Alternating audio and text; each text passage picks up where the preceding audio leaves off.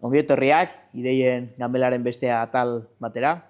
Gure gaurko gonbidatua Beñat Irazuegi, ongi etorri Beñat. Mi esker gonbidapena nagatik. Bueno, lehenbiziko galdera edo eskaera beti izaten da, bakoitzak bere burua aurkeztea. Seguraski guk egingo duguna, baina osatu hau egingo dezulako, eta holaxe pixka berotuko dugu, girua. Oso ongi. Beñat Irazuegi barra naiz, hori eta errenteriatik nator, hiritik. Nekazaritza ikasi nuen bere garaian, industria agroalimentarioan espezializatua, ardoa usain zalako gaztetatik eta interesa handian eukalako mundu horregatik. Ez dut inoiz horretan lanik egin, ingeneri bezala, baina gaur egun zorionez gaukat harremana nekazaritzaren, ardoaren munduarekin, bibardoa kooperatibarekin, eta egia esan garai horretatik unibertsitatean ikasi nuen agian ez zitzaialako bereziki gustatu, agroekologiaren munduarekin eta ere herritar bezala harreman zuzena izan dut. Ez dut horretan lanik egin, baina bizitzak eraman hauelako ere beste bide batetik, lan kontuengatik eta kudeak eta lanak egitea tokatu zait proiektu ezberdinetan, Berria taldean bere garaian, gero kooperatiba sortu nun duela 12 urte bi lagunekin batera, informatikako kooperatiba bat, eta hor ni informatikoa naizenez bereziki kudeaketa eta aholkularitza lanak egiten hasi nintzen. Jakin gabe bereziki ere kooperatiba zer zen, egia esan ordura arte ez nun ez harremanik, ez esperientzia handiri kooperatibismoan, baina esperientziak horrela erakutsita bidea egin genuen gure kooperatibarekin eta denborarekin ere, eta inguruan behar asko zegolako bereziki kooperatibismoan formazioa eta aholkularitza egiten aritzen naiz, eta hori lurraldera eraman da, proiektu ezberdinetara, lurralde estrategietan ere kooperatibismoa txertatzeko asmoz, eta horretan nabil. Fabrika, Olatuko, gero igual sartuko geha proiektu batzutan, baina mundu horretan. Eukiko dut artea, denataz hitzeileko. Bueno, kooperatibismoa asko aipatu duzu, bai badauka atal bat erregintzari oso lotu, kooperatibismoak, eta, pixkat lotura hori nola ikuste duzu, edo nola azalduko zenuke? Bai, kooperatibismoaren agian ideia bat dago Euskal Herrian orokorrean positiboa, baina orokorrean ere oso industriari edo kooperatibismo handiari lotuta, hori da Euskal Herrian badaolako berezitasun bat, kooperatibismo industrialarena, baina horrek agian tapatzen du neurri batean ere Euskal Herriko kooperatibismoaren aniztasuna eta benetan gure herrietan eta lurraldetan aurkitzen dien kooperatiben izaera, asko herrigintzatik lotuak, hortik sortuta ere nolait aktibitate ekonomikoa modu eraginkorrean edo antolatzeko, euskalgintzaren inguruan dauden hainbat proiektu eta bar, baina esan nuke nahi eta nahi ez lotu behar dela herrigintza eta kooperatibismoa. Azkenean kooperatibismoa badelako langileek sortu duten tresna bat, beraien bizitzak egunerokoa lana hobetzeko eta hortik gizartean herrian beraien ingurunean dituzten beharrak asetzeko. Netzat, kooperatibismoa oso oinarrizko tresna da, gero forma ezberdinak hartu ditzakena eta konplexua bihurtu daitekena, baina bada nolai beharrei erantzuteko tresna bat, eta nik herrigintzan kokatzen dut, ekonomia egiteko, baina herrigintzan. Bai, nolait etiketa bat, askotan entzun izan dugu ekonomia sozial eraldatzailearen kontzeptu hori, pixkat hortik datorrez? Bai, ekonomia sozial eraldatzailea, kooperatibismo ekonomia sozialean, nolait, enmarkatzen da, legez ere.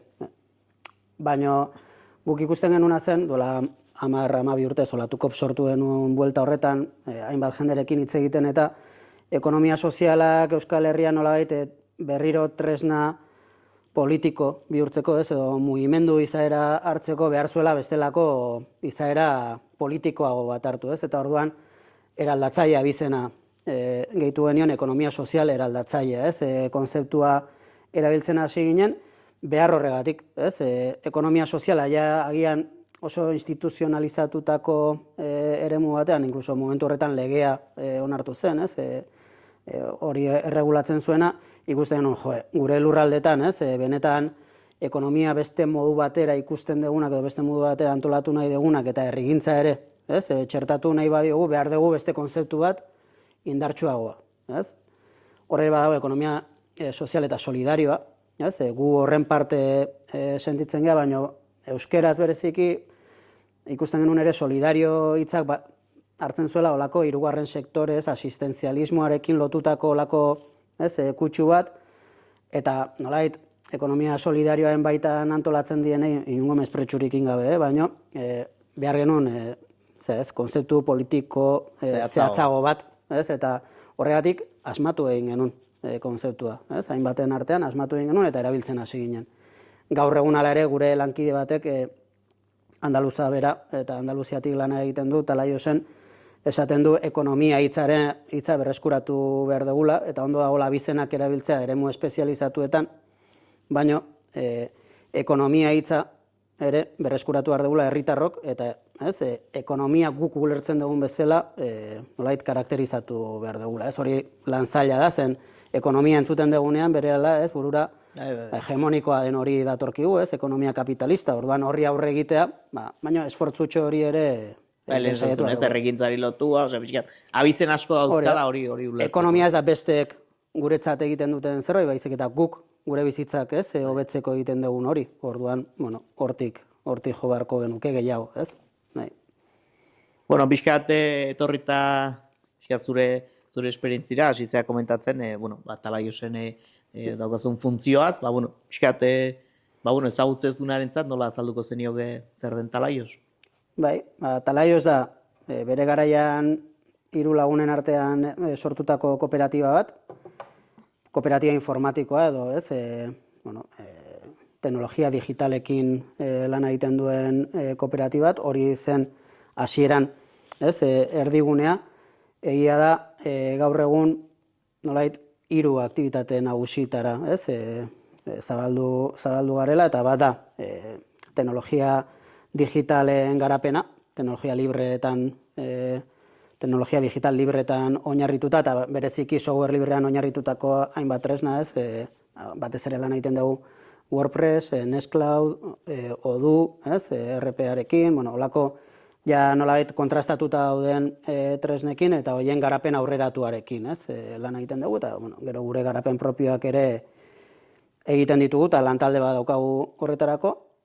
Beste lantalde bat formaziora bideratuta, bereziki teknologiaren erabileraren inguruko formaziora, iruditzen zaiguna hutsune handia dagoela, hau da, teknologia oso modu determinatuan datorkigu, hainbat tresna, egunero tresna berriak mahai gainean jartzen dira, baina normalean jende gehienak teknologiari aurre egin behar dio formazio hori gabe. Eta iruditzen zaigu hori arazo handi badela, gainera horrek ere ekartzen dula askotan determinatua dago datorren teknologia hori, bereziki multinazionalek determinatuta dakarten teknologia hori oso modu akritikoan erabiltzea, eta beraien interesen arabera azkenean hori ezaztutzea, eta beraien datuen esplotazioan oinarritutako ekonomia batean, eta bar, luzerako ematen du. Gure ustez horri aurre egiteko modu berenetakoa formazioa. Eta zorionez, badago jende asko formazio hori ere eskatzen duena, eta esango nuke batez ere hezkuntza mundutik datorrela interes hori seguraski kezka ere handiagoa delako, eta pixkanaka ere enpresa mundutik eta ere ikusten dugu nolaiteko ikuspegi kritiko edo sendoago bat izatea ere gehiago baloratzen dela. Agian hori dator gehiago segurtasunaren ikuspegi batetik kasu batzutan, beldurraren ikuspegi batetik, baina bi ere muietan, enpresan eta hezkuntzan bereziki, formazio desente ematen dugu. Gure nahi alitzak ere, administrazio publikoan ere, beste eremu batzuetan ere hori txertatzea, baina horre ere zailtasunak handia dira. Eta azkeneko partea, edo hirugarrena, litzake guk agian hasieran aurreikusten ez genuena, eta da, bereziki kooperatibismoaren eta ekonomia sozial eraldatzailearen sustapenean zerbitzuak ematea. Bereziki aholkularitza zerbitzuak, estrategia zerbitzuak, kooperatiba berriak sortzeko, aholkularitza eta bide laguntza, askotan ez? Guk pentsatzen genuen agian kooperatiba berriekin lan gehiago egingo genula, baina tokatzen ari zaigu kasu batzutan, ja sortuta dauden kooperatibekin eta estrategian edo kooperatibizazioa, ez? Lantzeko prozesuetan aritzea, eta hor, lan desente ari egiten momentu honetan, eta gainera, azken aldian, bereziki, lurralde garapenean kooperatibismo eta ekonomia sozial eraldatzailea txertatzeko zerbitzuak eskatzen ari dizkigute. Ez? Hori gehiago egiten dugu agian olatukopen bitartez, baina gero talaiosetik ordu asko sartzen ditugu horretan. Orduan hiru eremu horiek, gaina hiruak ez ditugu bat ere modu isolatuan ulertzen, baizik eta lotuan, ez? Formazioa bai da ekonomia sozialean eta teknologia libretan, edo zen proiektu kooperatibok edo ekonomia sozialekoa teknologia behar du. Bata bestea elikatzen du. Eta guk historikoki oso publizitate gutxi egin izan dugu. Gehiago ulertzen dugulako gure bezeroekin edo ez, guk lan egiten dugun proiektuekin aholkularitzatik, ez, eta nolabait estrategian parte izatetik lan egite horretan, ez tresnak saldu, baizik eta estrategiaren baten baitan, ze tresna behar dituzu, ez, eta pixkat horrela lan egiten dugu, eta momentu honetan 10 langile gara kooperatiban, 8 bazkide eta 2 langile, baina helburua da 10 bazkide izatea, eta momentu honetan egoitza horretan daukagu, gero udalarekin daukagun beste proiektu batean, Torrekua proiektuan ere, beste egoitzatxo bat irikiagoa formazioari lotuta eta ere martxan jartzen ari gea. Batez ere Euskal Herrian lan egiten dugu, baina lankide bat Bartzelonan bizi da eta Kataluniako proiektu batzuekin lan egiten dugu, eta beste lankide bat Andaluzian bizi da eta hango proiektuekin ere lan egiten dugu, eta oso proiektu interesgarriak gainera. Bueno, kurioso, bintzat oso zabaldua, ez? Eta, bueno, horrek ere ematen dio beste Ez gaspertzen. Somatzen zaizu. Ez, aipatu duzu olatukop, ez? Nola ez garrantzi daukan ere, nola ez, aipatu duzu elkarraneko bide hori bakarrik ez egiteak. Eta, bueno, hori ere badalako, ez lehen aipatu egun ekonomia sozial eraldatzaile horren, ondorio bat, ez? Edo... Bai, eta gainera guk Talaioz duela 12 urte sortu genuen, olatuko duela 10 urte, orain bete ditugu 10 urte. Berez guretzat, hasieratik ezinbestekoa izan den eremu bat izan da olatukop. Gainera, Talaioz sortu genuenean ere, esaten genuen guk ez dugu lana egin nahi merkatuan, ulertzeko, merkatuan eta gure baliabideak nork kontratatzen ditun, baizik eta gureak bezalako proiektuekin nahi dugu lan egin. Eta horretarako, gureak bezalakoa diren proiektuekin harremana egin beharko dugu, eta pixkanaka harreman hori ere trinkotu beharko dugu nolabait. Eta hori izan da, nire ustez, olatuko guretza behintzat.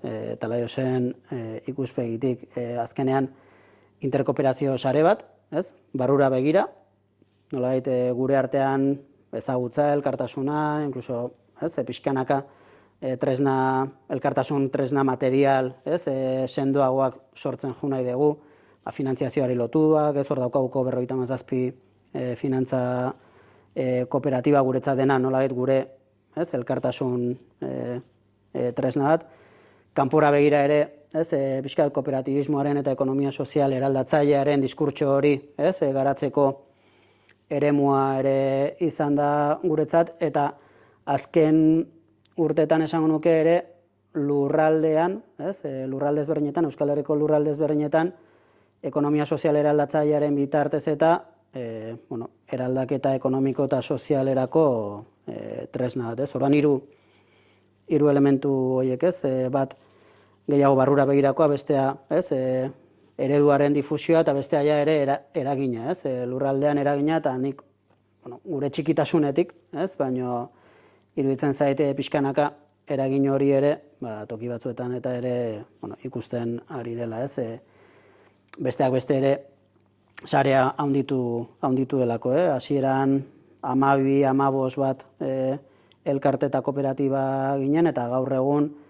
50-60 artean gaude, orain ari gea, estatutuak aldatu ditugu, eta orduan ari gea pixkat zentsoa berritzen, eta bakoitzaren nun kokatzen den ikusten, baina, bueno, ni oso pozik nago sarea zabalduelako, gehiegi handitu gabe ere, harreman errealetan oinarrituta, ez? Eta horri garrantzia handia ematen diogu, osea, olatukopen barruan dauden eragileak ez dira publizitateagatik edo, ez? Marketinga indegulako batu baizik eta benetako harremanak daudelako gure artean, ez? Eta gainera hasieran oso Gipuzkoari lotuta zegoen, ez? Sare bat, gu beti Euskal Herri mailako sare bezala ikusi dugu horrek daukan zailtasunarekin, ez? Elkarte bat gea, EAeko, ez? Elkarte bat, baina gure asmoa Euskal Herri osoan lan egitea eta pixkanaka lortzen nahi gea, ez? Bereziki azken 3 urteetan esan nuke Nafarroan eta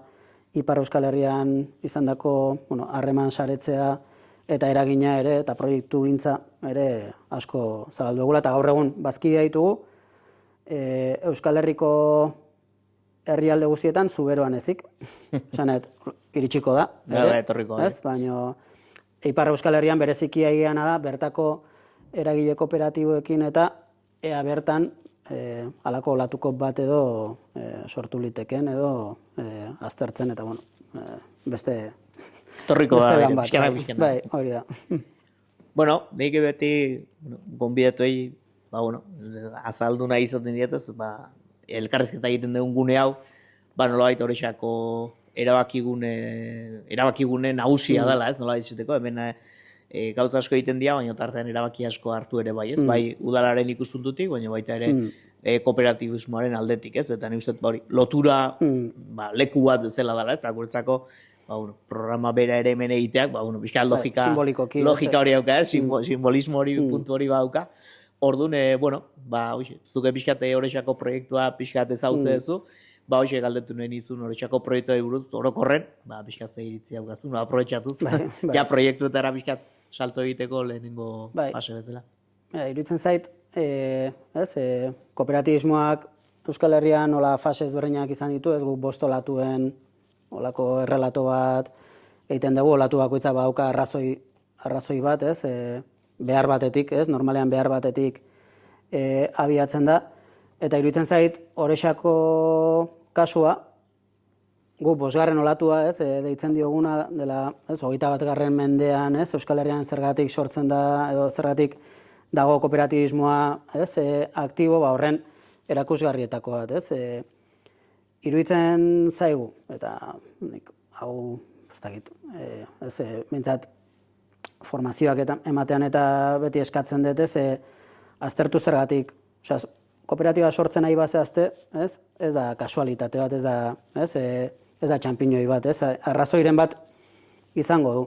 Eta nire ustez arrazoi estrukturalak badaude, 21. mendean Euskal Herrian, nun badauden eremu asko, eremu asko eta kolektibo asko, nolabait, ekonomiaren merkatu ikuspegi horretatik, nolabait, kanpo gelditu dienak edo, edo estraktibismorako gelditu dienak, hasi, ez dakit, zaintza lanetan dabiltzan emakume taldeak, edo, despoblamendu arazoekin dauden lurralde gero eta zabalagoak, zen, hori ez dugu ikusten, baina Euskal Herriaren erdia gutxo era despoblamendu arazoak dituen lurraldea da, ez? Segurazki, ja ez delako, kapitalaren edo, beharretarako interesgarri neurri batean edo ez lehen bezala, ez ditu behar biztanleak toki horretan nolabait ekonomia egiteko, eta Orexak, izanik Gipuzkoan egonda eta nahiko hurbil, zentro urbanoetatik eta segurazki kapitalarentzat bizileku bezala, ja ez da hain interesgarria, Orduan, nolait, zirkuito orokorretatik kanpo litzen da. Horrek behartzen du bertako herritarrak bertan lan eta bizi nahi badute, eta netzat lan eta bizi konzeptua oso potentea da eta interesgarria, bertan lan eta bizi nahi badute, autoantolaketara behartuta daude, Beharra, baina behartuta ere, Hau da, Orexan bizi nahi bat ez dute, eta hemen, bizitza bizigarri bat aurrera eraman, edo kotxearekin egunero, 100 kilometro egin beharko dituzue, edo hasi beharko dezute herria ere antolatzen, eta nik uste Orexak hori erabaki zuen. Ez dakit hori horren erantzuna zuek, ez? Orexako biztanleek argiago izango ez dute, baino behar horri erantzun diozute segurazki modu hasieran intuitiboan, ez? Kooperatibak sortuz, ez? Guk ere gure kooperatiba oso modu intuitiboan sortu genuen, eta esango nuke Olatukopen kooperatibak, azken urtetan kooperatiba sortu dituzten askok ere modu intuitiboan sortu dutela, ez? Azkenean behar badutelako beraien lan antolatzea edo elikadura antolatzea edo energia antolatzea, eta orduan ikusi dute kooperatiban tresna bat, ez? Modu demokratikoan eta ez, eskubide berdinekin, ez? Antolatuta hori egiteko. Eta pentsatzet hortik datorrela. Bai, ez, galdera hortik gusta ez zait ere, bizkat, beste ikuspuntu batzuk ikustea, ez, gure askotan pasatzen zaigu, guai gala gauzak egiten, zuk esan duzuna, beharretik eta beste erremedik etzaigulako geratzen, da hola sinisten degulako, baina askotan horri izena jartzea kosta egiten zaigu, ez, eta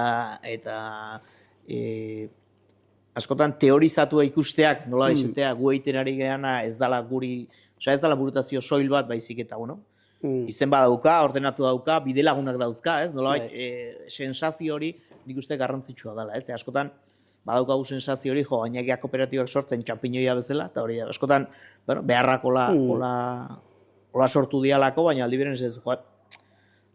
Eta, pixka bat, maila teoriko batean edo beste esperientzi batzuk ezagutzen ditugunean, nik uste hori dela, ez? Ez da hain marziana dago egiten nahi geana, eta, badago hildo bat, badago ikerketa bat, badago, ez, bide bat, egina, eta, elkarrekin ikasi ezakegu bidea egiten, nola etxeteko, ez? Eta, pixkat, gu baukagu beste lelo bat, eta da, pentsatzeko egin, ez? Hau da, egin eta gero teorizatuko dugu, eta horrela jarduten dugu, Gustatu zait.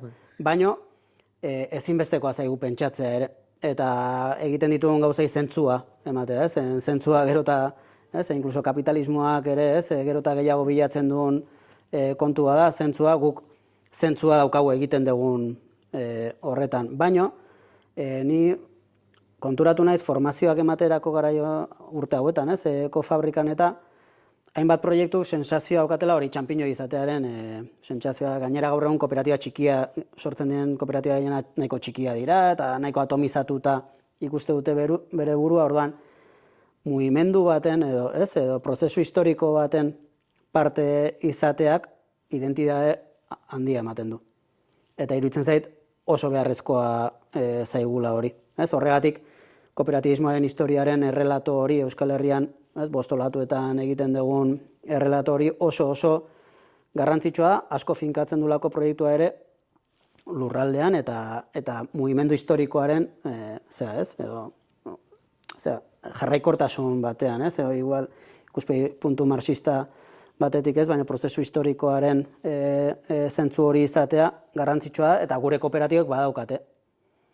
Kontua da hori gure buruari ere kontatu behar diogula, eta gero hortik diskurtso bat ere sortu ezakegu. Lan elkartuko kooperatibetan hori oso argia da, 2009ko krisiaren ondoren, lanaren prekarizazioaren ikuspegi batetik, non errelatoa, ascensore sozialaren errelatoa ere bukatzen den, jende asko azten da kooperatibak sortzen bere lana egin ahal izateko, hori errez kontatzen da. Multinazionalen privatizazio prozesuen baitan ere, azten die sortzen kontsumo kooperatiba berriak, energiari lotuak, elikadurari lotuak, telekomunikazioei lotuak, eta bar. Herrietako kooperatibak zentzu daukate, lehen aipatueten nolait lurraldearen esplotazioaren ustutze honetatik, hau da, lurraldearen esplotazioak ja ez du behar biztanleak bertan bizitzea, horrek biztanle horiek atera egiten ditu edo hiriguneetara eramaten ditu berriro, historikoki gertatuen prozesu baten errepikapenean, baina horko biztanlek erabakitzen badute bertan lan eta bizitzea zer? Eta horri erantzun bezala, nire ustez kooperatibismoa sortzea eta hori ere neurri batean politizatzea eta ere interesgarria izan daiteke, ez? Bizkat, herri kooperatiben ideia horri lotuta, ez? Guk beti jartzen denun adibide bat, ez? Eta esaten duen ostatuari lotuta kasu honetan, esaten duen errentagarria ekonomikoki izan daiteke horrexan jarritako negozio bat.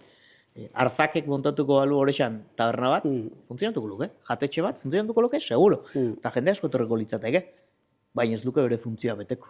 Ekonomikoki oso rentagarri izango litzateke, herriari lanpostu batzuk sortuko lizkioke, eta bar, baina benetako funtzioa ez luke beteko. Eta kasu honetan, guk adiz, ni uste garrantzia handia daukala hori, funtzio hori pentsatzeak, eta gure kasuan garbi geneukan, horrek generazio arteko harreman bat ekarri behartzula, harreman sozial horiek, herriko harreman sozial horiek finkatzeko tresna bat izan behartzula, eta nolait jatetxe funtzio hori, ez dut esango sekundarioa denik, baina nolait tresna bat dela hortarako, eta garbi okuita helburua zein da, eta hortik pixkat herri kooperatiben ideia, pixkat aipatu dezulako, ez ze garrantzia daukan nondik sortzen dian, baina, egia dela, momentu, holako proiektu asko aideala sortzen, ez? Bai. Eta hor, kokatu behar dugu ardatz komunitarioa, ez? Nire ustez, zen hemen ostatu batean ere izan daiteke harreman publiko pribatu bat, ez? Nun eraikina publikoa den, kontzesio bat ematen den, baina proiektu pribatu bati, ark noski zerbitzu bat ematen dio herriari, baina ikuspegi pribatu batetik, ez? Azkenean bideragarria den bitartean, ekonomikoki pertsona edo enpresa horrentzat zerbitzu bat emango dio herriari, ez? Baina modelo hori ikusi dugu, ikusten ari da, orokorrean batez ere Euskal Herriko landa eremuko zonalde askotan agortuta dagoela. Agortuta dago segurazki ere, ekonomiaren modelo familiar batean ere eskutatzen zelako, proiektu horien bideragarritasuna, hau da familia bat bizi zen, proiektu horren bueltan, eta horrek sustengatzen zuen benetan ekonomikoki proiektua, baina nolait familiaren sustenguaren ideia hori ere bukatu denean, ikusi da proiektu horiek agian ez direla hain bideragarriak, ikuspegi pribatu huts edo merkatu ikuspegi huts horretatik. Zen bideragarritasunak ere irakurketa ezberdinak izan ditzake, eta beste adibidea da... Baina puskatua mito horrekin edo zea horrekin, ez? Oain arte funtzionatzen zuen, da orain zergatik ez. Familiaren sustengoa edo autoprekarizazio familian... Sektore askotan pasa dana, gaina. Tapatutako prekarizazio hori, familiako denek egiten zutelako lana azkenean, ordaindu gabea, baina lana. Orduan, hori bukatzen denean... Landa ikuspegia ematen diogula askotan, baina hori hirian berdin pasala, merkataritzan, adibidez. Hori da. Betiko burdindegi bat, familiar bat, familia horrek uzten dunean, hor gerlitzen da negozio hori, eta ze askotan badirudi ez, errentagarriak ekonomikoki ez diran negozio horiek, landa ere mukoa bakarrik dira, baina da eredu hori ez, agortu dala. Ereduaren agortzea ikusten oso merkatariak dien hirietan, gurean erea, hori eta errenteria oso merkatari herria da, eta horra nabarmena da, eta gainera, esango nuke, inkluso oraindik bideragarriak diren, ekonomikoki, ikuspegi ekonomiko huts batetik bideragarriaren proiektuak ere izten ari direla, nola egiteko soporte familiar hori galdu dutelako, edo beste arazo badago, eta horrek ere landa eremuan nekazaritzan ikusi dena ere merkataritzan ikusten da, merkataritzako lanak desiragarri izateari utzi diote. Hau da, inork ez du bere espektatibetan sartzen merkatari izatea edo nekazari izatea. Paralelismo hori eginez hiria eta landa eremuaren artean, eta baina prozesu berdina ari da gertatzen, ez? Orduan, ardatz komunitarioa txertatu behar dugu, eta nolait merkatu ikuspegitik ikuspegi komunitariora trantsitatu, beti izan dielako horrelako proiektuak, eta askotan merkataritzakoak ere oso komunitarioak izan diren proiektuak, baino, esan nuke azken urteetan, ardatz komunitarioa ahaztu egin zaigula edo garrantzia kendu diogula ezinbesteko bihurtu den arte. Eta herri txiki batean, baino baita hiri batean, merkataritzak jokatzen duen funtzioa komunitarioa da.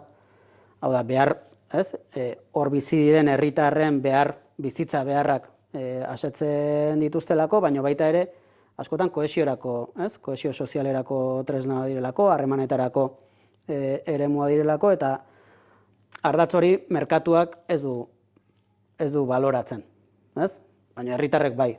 Orduan, proiektu gintza garatu nahi badugu, agian horrera gehiago begiratu behar dugu, eta ikusi behar dugu komunitateak ze behar dituen toki batean, kalitatez eta bizitza duinekin, bizitza bizigarriak eraikitzeko eremua sortzeko, eta horretarako beharko ditugu herri txikietan ostatuak, eta hirietan, ez dakit, bizitza guztian egon den pastelak egiten zituen obradore hori, gaur egun izten ari direna, prozesuak oso antzekoa dira, eta herri kooperatibaren ideia pixkat hortara dator. Herri kooperatiba ez da konzeptu juridiko bat, baizik eta konzeptu politikoagoa da, oraingoz, nahiko genuke, etorkizunean izaera juridikoa ere hartzea, eta nolabait kooperatiben legeak, eta inkluso gero kontratazio legeak, eta hainbat legek figura hori onartzea beharrezkoa delako, eremu askotarako. Bai.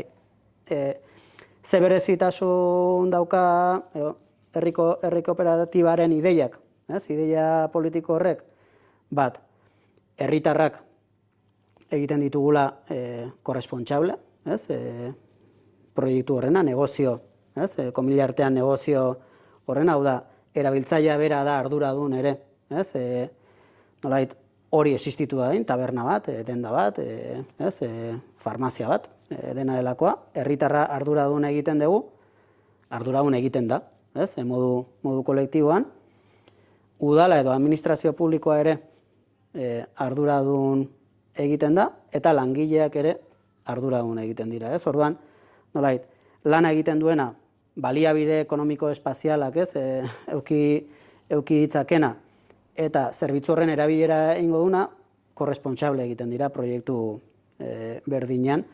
Horrek situazio oso ezberdinetara eraman gaitzaken, non martxan jartzen den proiektua berez den bideragarri,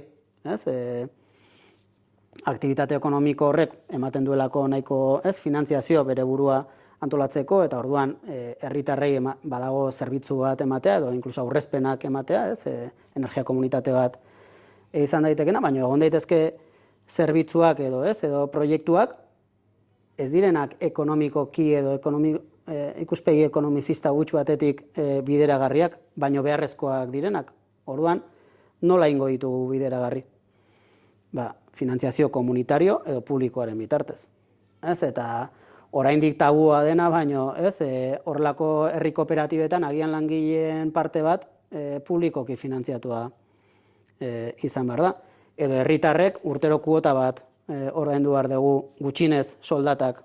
Bai, denok garri behar dugu ze funtzio bete behar du, funtzio hien utxunoiek betetzeko, denak dako erantzukizun tarte bat. Hori da. Eta herri kooperatibaren ideiaren beste partea da, badakigu olako proiektuetan saltxan ibili garenok badakigu zenbat kostatzen den komunitatea antolatzea. Jendearekin, batzarrak, jendea konbentzitu, edo ez baizu konbentzitzen ere parte egin, eta badakigu hori zaila dela. Orduan, horrelako prozesuak daukaten koste soziala, nolabait, hobeto amortizatzeko, modu ekonomikoan hitz egin da, aprobetxatu ezagun antolaketa komunitario herritar hori gauza gehiago egiteko. Orduan, herri kooperatiba bat, ez denez forma juridiko huts bat, herri kooperatiba horrek erantzun diezaiela komunitate horrek dituen beste beharrei. Eta ja antolatu dagoen komunitatea, izan dadila gai, ostatu bat mantentzeko, energia sortzeko bere herrian, edo zaintza zerbitzu komunitario bat ere ahalbidetzeko, beharrak komunitatea berak adieraziko ditu. Baina guazen, aprobetxatzea esfortzu komunitario hori, zen deno dakigu ze zaila den, eskatzen dulako gure hain sakralizatu dagoen gure denbora librea erabiltzea, komunitateko lanak egiteko guazen hori hobeto probestera eta ahalik eta proiektu gehienak egitera, forma juridiko batekin, edo forma juridiko bat baino gehiagorekin, baino ikuspegi pixkat estrategiko ere, eta komunitatea eta lurraldea kontuan izan da. Eta lurraldea izan daiteke herri txiki bat, izan daiteke hiri bateko auzo bat, zen auzoak, hori askotan ahaztutzen zaigu, baino hiriguneetan ere auzoak hutsak ari dira gelditzen. Auzo askotan ja ez dago dendarik, ez dago tabernarik, ez dago bizitza komunitarioa egiteko espaziorik, orduan horretarako ere balio ezake hirigunean. Dudik gabe. Bueno, ja pixka proiektu zehatzetara, adibide batzuk ulertzeko, pixka teorizatzen edo azaltzen nahi gan guzti honetan, adibide hon bat izan daiteke, bakaikurrok adibidez, pixka azaldu duzu.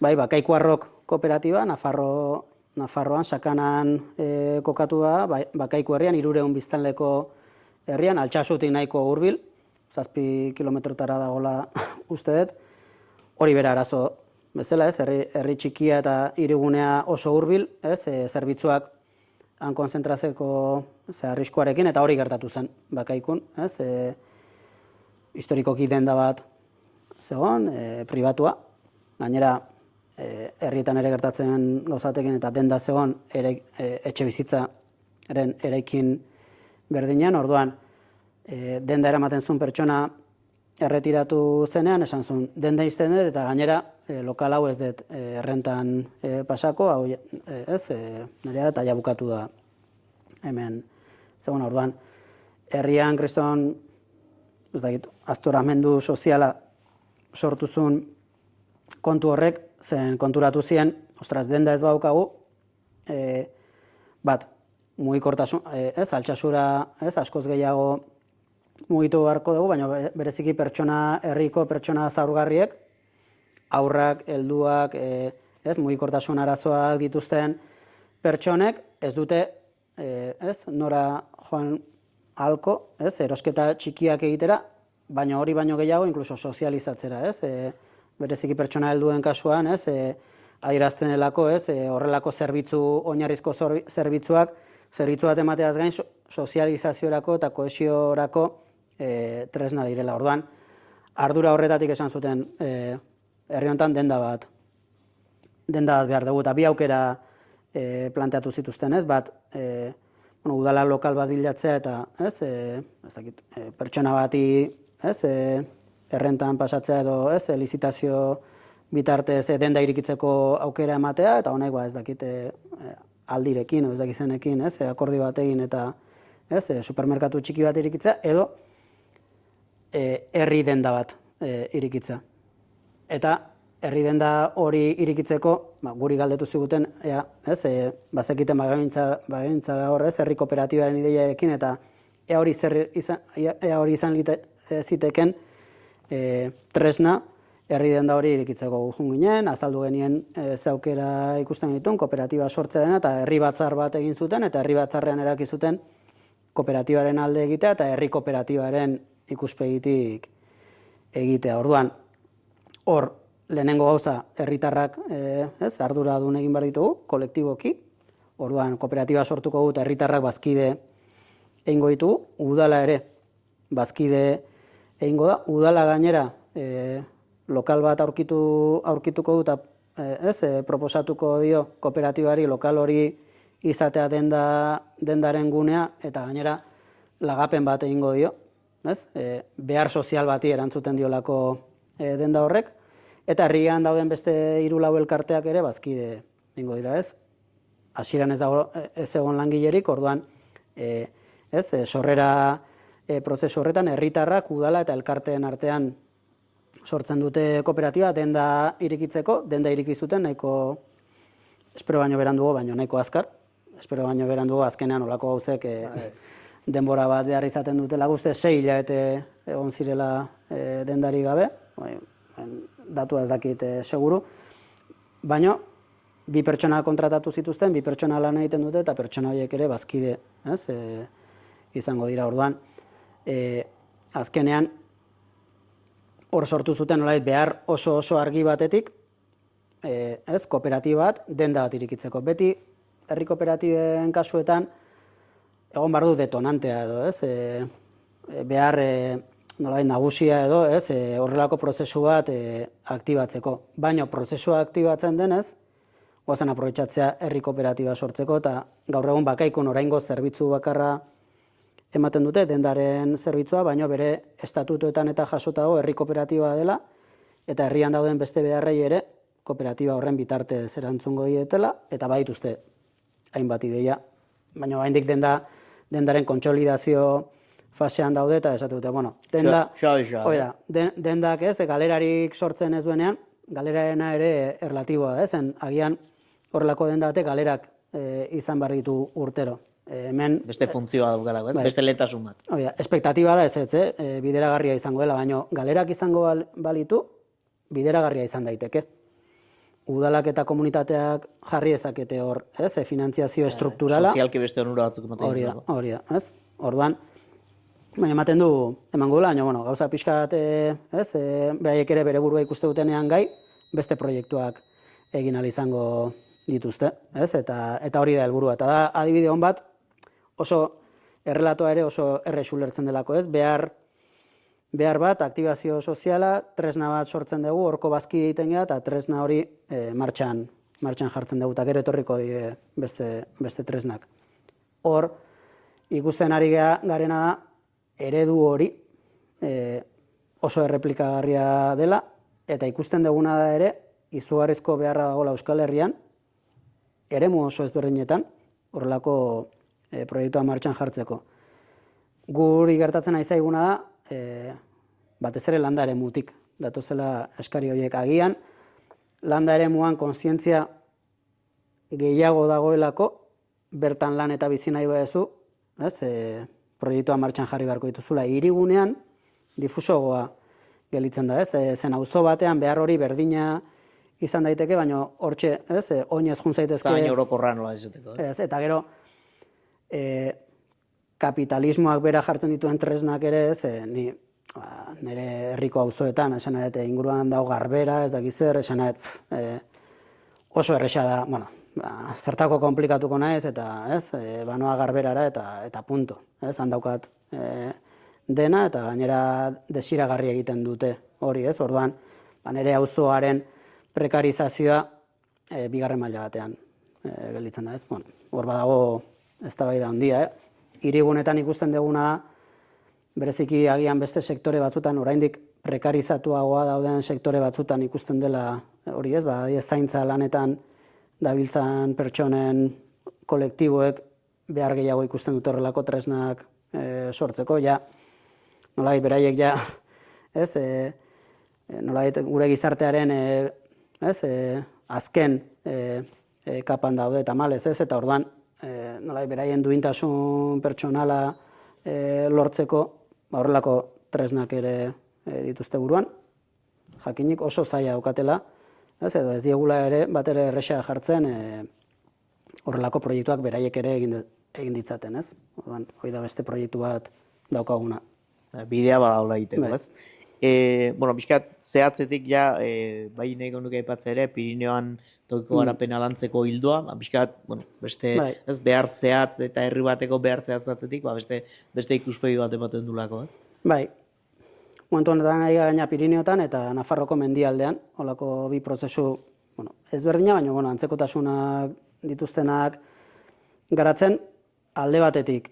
Gu ere duela 2 urte konturatu ginelako proiektu isolatuak, ondo dago, behar badagonean kooperatiba bat sortzea, baina hori baino garrantzitsuagoa dela lurraldeetan ekosistema kooperatiboak sortzea. Eta ekosistema kooperatiboa sortzeak ez du esan nahi kooperatiben sare bat sortu behar denik bakarrik, baizik eta da kooperatibak, udalgintza, bestelako tokiko enpresa txikiak, autonomoak, horiek saretuko dituen ekosistemak sortzen dula gaitasuna, kooperatiba berriak erresago sortzeko, edo daudenak ere resilienteago izateko.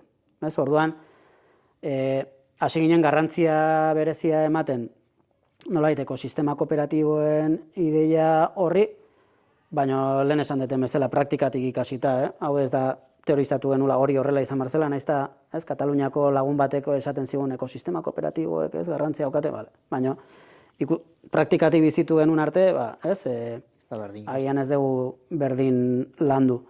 Pirineotatik etorri zitzaigun aukera, udalbiltzarekin lanketat egiten eginenan, ekonomia sozial eraldatzailea, lurralde espoblatuetan eta espoblamendu arazoak dituzten lurraldetan txertatzeko aukera bezala hitzaldiak eta formazio batzuk ematen ari ginen, Pirineotan ere, eta han Pirineoko planaren baitan hutsune bat sortu zen, ez dutelako oso argi ekintzailetza, hau da, proiektu ekonomiko berriak sortzea, zen ekintzailetza igual, batez ere igual gazteleraz nahiko itxustua dagoen hitza da, ekintzailetza garatzeko zer egin edo ez duten aurkitzen modua. Saiakeraren bat egina zuten, ezien funtzionatu eta orduan galdetu ziguten zuek prestongo zinakete olatukopetik hemen ekintzaitza ekosistemak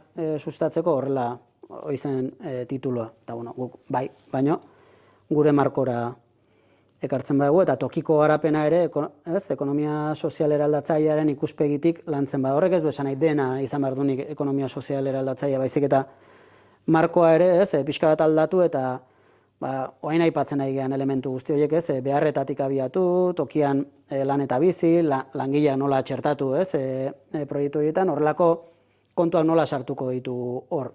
Eta ingenien proposan bat epeluzekoa.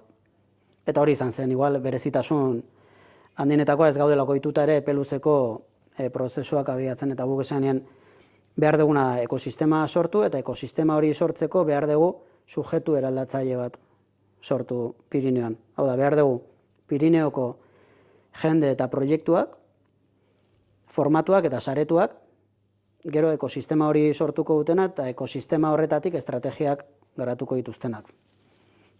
Hainbat, ja, irudikatzen dira hainbat pauso, jendea formatu behar da, jendea saretu behar da, jende horrek bere burua sujetu bezala ikusi behar du, sujetu hori txertatu behar da Pirineotan dauden bestelako ekimenetan, Pirineoko planean, edo Pirineoan egon daitezkeen zer horietan, eta horretarako 2 edo 3 urte beharko ditugu, eta daramagu 3 urte, kasi 4 urteko prozesu bat, baina gaur egun 3 formazio ziklo egin ditugu, formazio saioetara 35 pertsona etorri dira.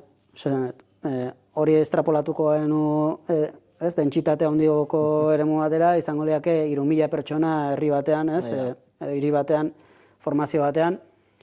35 pertsona horietako batzuk, 10 batek konpromiso hartu dute, nolabait sujetu horretan aktibo eta konpromiso batetik tiratzeko, eta elkarte bat sortu dute, bidekariak izena duena, eta azkenean proiektuak eta pertsonak batzen ditu zertarako tokiko garapen eraldatzailea egiteko, eta bide lagun izateko, Bertan sortuko den proiektuen bide lagun izateko, eta ja formatuta daude ere bide lagun izateko, eta netzat, inflexio puntua izan zen, duela 2 urtetik aigea Garraldako hiltegiaren proiektua lantzen, hiltegi kooperatiboa izan nahi du, ere komunitarioa, herritarrak, ganaduzaleak, arakinak gehituko dituen proiektu bat, eta hor, dinamizatzaile bezala, Talaioz, egon da urte terdiz, lehengo udazkenean, erreleboa pasa genion bidekariak elkarteari.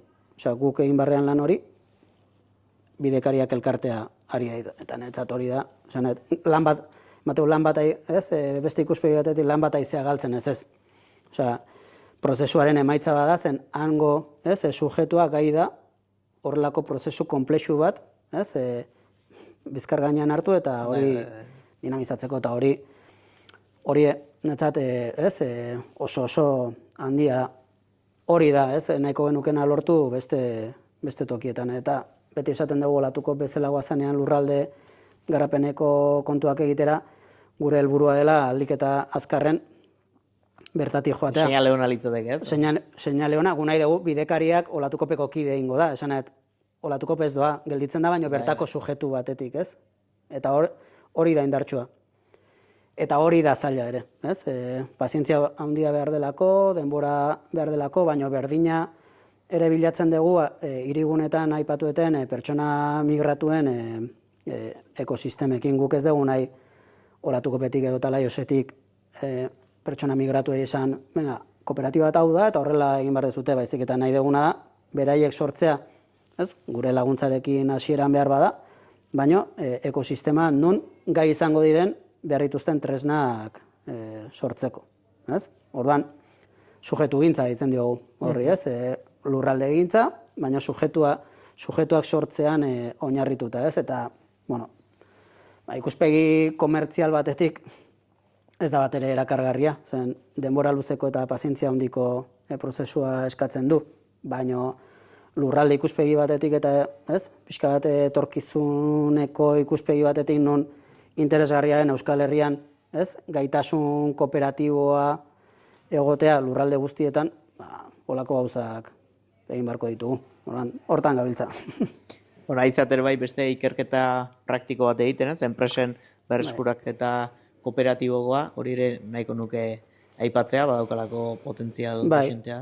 Eta lotura dauka, baina agian, ez, guk praktikatik egiten ditugunez, kontuak ez, eta gero estrategiak ere praktikak erakusten digunetik abiatzen ditugu, herri kooperatibaren agian landuagoa daukagu azkeneko urtetan, batez ere landa eremuan eta asko ibili garelako eta hortik etorri delako beharrak, baina beste behar bat ere etorri zaiguna, pandemiaren krisiarekin lotua etorri zen lehenengo momentu batean, baina izan zen hor ikusten delako Euskal Herriko industrian, eta Euskal Herriko industria alde batetik da industria handia, baina gehiena da industria txikia, ez? Tailerrak, horrelako enpresa txikiak industriala, baina tamaino txiki ertainekoak.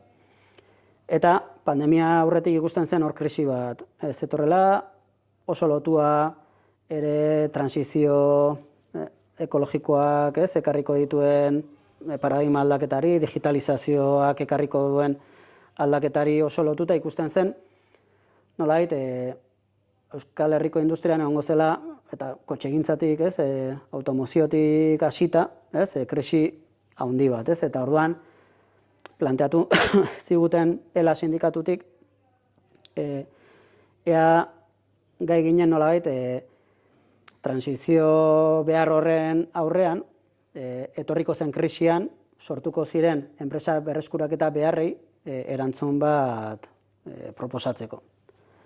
Eta ez hainbeste erantzun politiko orokor bat, baizik eta bi kontu. Hiru. Bat,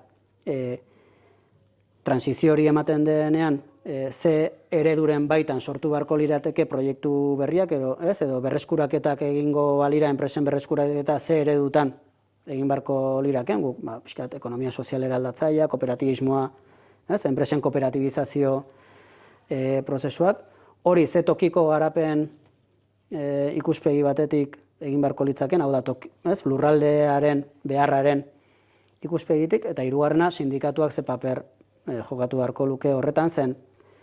Egia da, sindikalismoa eta kooperatibismoa oso konfrontatuta egon direla Euskal Herrian, azken 50 urtetan, batez ere, Mondragon eta sindikalismo, abertzalearen arteko lako talka handia izan delako, ideologikoa eta bar. Kontua da, nik uste sindikalismoak ikusi du ekonomia soziala ere beharko dela transizio hori egiteko eta Euskal Herrian bizi maila mantentzeko eta bar, orduan hurbildu beharra ikusi, baina lehenengo bera ere kokatuz nola hurbilduko gara, eta prozesu horiek enpresa berreskuraketa prozesuak baldin badaude, krisi baten aurrean itxiera, enpresa baten itxieren aurrean nola ingo dugu enpresa hori kooperatibizatzeko eta sindikatua ze paper jokatuko du. Hori izan da nolabait etorri zaigun eskaera. Lantzen joan garena, egin ditugu lanketa batzuk ELA sindikatuarentzat, baina hasieratik ere adostuta hortik ateratzen den ezagutza ere jarriko degula bestelako prozesuen eskura, baina horre ere ikusi dugu, aurrean daukagun arazo handienetakoa momentu honetan, agian ikusten bazen ere enpresan ixtea eta enpresa horien berreskuraketa, bide honetan konturatu dena erreleboa dela momentu honetan ageriago dagoen beharra. Enpresen erreleboa. Izan merkataritzakoa, izan nekazaritzakoa, izan industriako tailer txikiak, baina ez da hainbeste krisi baten edo itxiera baten aurrean, baizik eta errelebo edo erretiratze baten aurrean nola egin, proiektu horiek jarraitu ezaten. Eta orduan, orain azken urtean, eta Orexakoa ere Orexarekin eduki dugun harremana ere hor kokatzen dugu, planteandua da nola gaur egun bideragarriak diren proiektuak nola kooperatibizatu, errelebo hori bideragarria izan dadin, eta proiektu horrek denboran jarraitu izan, baino beste aldagai batzuk txertatuz, ez? Komunitatearen aldagaia, finantziazio kolektiboarena, jabetza kolektiboarena, edo jabetza publikoarena, kasu batzuetan, ez? Aldagai horiek nola txertatu orduan, da momentu honetan prozesu bizi bat, ez?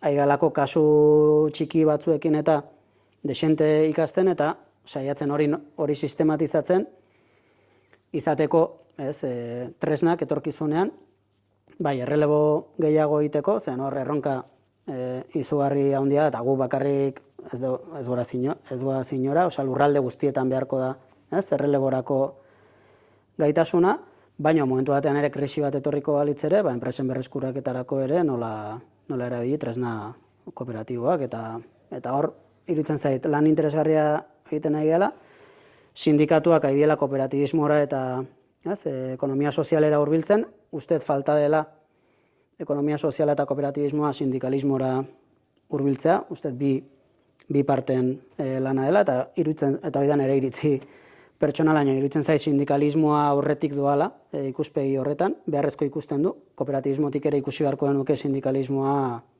beharrezko tresna bezala eta hortan gabiltza. Adibideak oraindik ez ditugu asko bide horretan, uste datozen 2 urtetan desente ikusiko ditugula eta gainera batzuk publikoak izango dira eta interesatzen zaigula ere horietako batzuk eredu bezala beste fase batera pasatzen. Bai, hori da. Baina hain modu diskretuagoa nahi geha zen ez daukagu nahiko baliabide eta tresnarik, orain ez dakit 10 eskaera etorriko balitzaiguk ezingo genuke erantzun.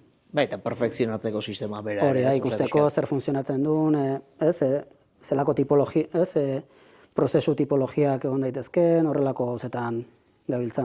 Bueno, arrepatu duzu, sindikalismoa aurretik doala prozesu horretan, administrazioaz ere askotan hitz egiten dugu, normalean administrazioa beti dijoa prozesu guztien atzetik, beti kosta egiten zaio, administrazioari transatlantiko hori mugitzea nola izateko, eta hor, bai izan daiteke erronka potente bat ere, nola erakarri nolait prozesu hauetara administrazioa, nolait badalako tresna potente bat, nolait merkatu ikuspegi horretatik konpondu ezin diran arazo hoiei edo behar hoiei beste irtenbide bat emateko, beste ikuspegi batzuk lehentasuna izateko. Adi ez, pixkat maila teorikotik abiatuta, nahiz eta praktikan dagoen oinarria, baina maila teorikotik ikusten dugu tokiko garapeneko nolait gobernantza eremuetan. Gaur egun tokiko garapenaren motxila, esan dezagun daukate goiko administrazioak Europatik abiatu eta Eusko Jaurlaritzarainoko ardatz horretan, dirua hor mugitzen da, edo udaletxek. Daukate motxila bat eta orduan garapen agentzien bitartez edo, toki bakoitzan dauen tresnen bitartez, saiatzen die horri erantzuten, baina askotan denbora, gaitasuna, askotan udaletxe gehienetan ez dago tokiko garapeneko teknikaririk, orduan horreia, zailtasun bat suposatzen du. Gobernantza eremu horietan egon barko lukete udaletxeek edo administrazio publikoak, egon barko lukete tokiko ekonomiak, egon barko luke ekonomia sozialak eta sindikalismoak ere egon barko luke, nire ustez, eta hor ikusi ze behar dauden eta nola erantzuten diegun horrelako erronka datozenean, nola erantzun erronka horiei. Hori teorikoki, baina hori ez da existitzen hemen. Munduko toki batzuetan, Quebecen eta horrelako tresnak existitzen dira. Hemen nun ikusten da, batez ere, arazo bat oso arazo handia bihurtzen denean, bakaikun herriko azkeneko denda izten dutenean, orduan, administrazio publikoa, eta kasu horretan udala, eta udal taldea, eta udal taldean dagoen jendea, herritik oso hurbil dagoena orokorrean, oso kontziente egiten da, eta jartzen ditu, prozesuen eskura, administrazio publikoa dauzkan tresna guztiak. Eta hor ikusten da efektibotasuna. Zen, bakaikuarro kooperatiba ez litzake posible izango seguraski, ez balitz udalaren parte hartze hor, eta gaina parte hartze oso zuzena, inkluso momentu batean, idazkariak esaten, lagapena ezin zela egin, eta txosten bat egin, eta bai, posible da, egiten dugu. Inkluso puntu, ausart batekin, baina ausardia hori nola beharrak edo emana, iruditzen zait, Euskal Herrian batez ere udalgintzan, ez? Eta horrexa izan daiteke beste kasua, baina beste asko ere ezagutzen ditut. Nola daiteko behar hori dagoen tokietan ausardia hori agertzen da, eta ez udala dago, ez? Herri honetan dauden beharrei erantzuteko, aurrera goaz, ez? Hori sistematizatu eta ez, eta inkluso legediara eta kontratazio legetara eta horrela argiago eramango balitz, prozesua irikiko litzake asko. Zen, beti eskatzen du, norbaiten, administrazio publikoa orokorrean konservadorea da egituraz, eskatzen du konservadorea den egitura batean egotean norbait, muga horiek gainditu nahi dituna. Eta hori nik ulertzen dut zaila dela, baina, politika ere hori da, zaila denari ere aurre egitea. Orduan, nik udalgintzan asko sinisten dut, esanet, irutzen zaitelako ere, beharretatik ere hurbilago kokatzen dela, eta orduan erantzunak ere askotan sortzaileagoak ere izaten dela, eta administrazio publikoa beste maila batzutan dabilenean, laborategiak eta esperimentazioa sortu nahian eta esperimentazioa nahizun guztia dago eguneroko praktikan, Orduan, orokorrean nahiko kritikoa naiz administrazio publiko maila, goiko mailako administrazio publikoarekin iruditzen zaitelako horrelako praktiketatik oso urrun dagoela, eta adiez, erreleboaren gaian, zen askotan udalak ere impotente izaten dira horrelako kasuetan, iruditzen zait askoz gehiago egin daitekeela eta ez dela egiten, eta beti dela, gertatu ondorengo neurri paliatiboak ematea, eta errelebo, ikusten bada errelebo krisi handi bat horrela, merkataritzan eta enpresa txikian, inorrez da pentsatzen horretan, uste dut, tamalez, ez. Bueno, hortako pixkeat aia guzti hori zabaltzen eta lehen esan duguna, ez ja irudikatu ere, nolabait landa ingurunen edo herri txikien arazo bat, baizik eta arazo askoz integralago bat, nun kasuistikak nahiko antzekoak dian, ez? Bueno, honeaino elkarrizketa, baina, eskerrik asko, eta hit guztu antzean, oso gustora, azkenean... Motxe egin zaizu? Bai, ematen duenean, ordu bat hitzein barrela, zertaz... Duzu ematen du, azkenean ere, egunerokoan lantzen ari gehan gaiez hitz egitea, plazerra da. Gainera, ni beti esatet, olakotan ematen dit aukera ere, pixkat pentsamenduan ere, bueltatzeko, repasatzeko. Eta buelta batzuk gehiago emateko, eta ideia berriak ateratzeko, hasi que plazerra izan da. Pozten geha, eskerrik asko hemen izateatik. Azkenengo eskaera bat egingo dizugu. Pixka bat kamarari begira, minutu batean, pixkat esatea, nolait deitzea elkarrezketa hau ikustea, eta pixkat zer emango dien, zer eskainiko dien elkarrezketa honek.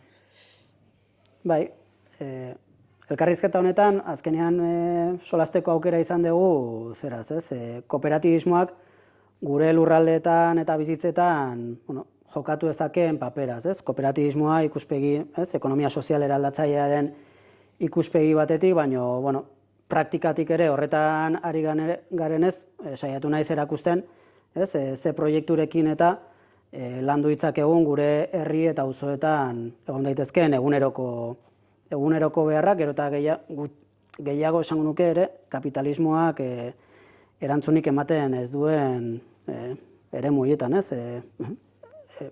asko pentsatu ezakegu zaintzaz, herriko ostatu batez, denda batez, farmazia batez, gure lanaz, guzti horiek azkenean gure egunerokoan lan eta bizitzeko ezinbestekoa direlako. Hasi que ikusi elkarrizketa eta iruzkinak egin, mesedez. Eta nola ez, eskerrik asko zuei, berriz ere pantailaren beste aldean edo podcast moduan horratzean zaudetelako, zuek gabe ez daukalako zentzurik lanketa guztionek, eta jarraituko dugu elkarrekin ikasten eta proiektu ezberdinak ezagutzen. Beti bezala, urrungoan gehiago eta hobeto. Eskerrik asko.